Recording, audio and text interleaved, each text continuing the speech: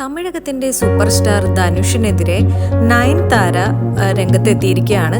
ഇൻസ്റ്റാഗ്രാമിലാണ് നയൻതാര ഒരു പോസ്റ്റ് ഇട്ടിട്ടുള്ളത്. ഒരു 3 പേജസിൻ്റെ ഒരു letter, open letter to Dhanush K Raja എന്ന് പറഞ്ഞിട്ടാണ് നയൻതാര ഈ ഒരു ലെറ്റർ പോസ്റ്റ് ചെയ്തിട്ടുള്ളത്.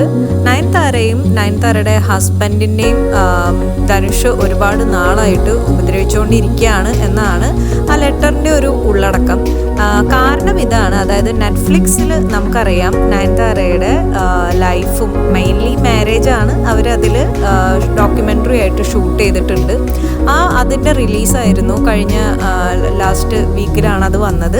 അപ്പോൾ അത് ഒരുപാട് പേർക്ക് വളരെ ഇഷ്ടമായിട്ടിരിക്കുന്ന സമയത്താണ് ഇപ്പോൾ ഇവർക്കൊരു മിസ്ഫോർച്യൂൺ എന്ന രീതിയിൽ വന്നിട്ടുള്ളത്.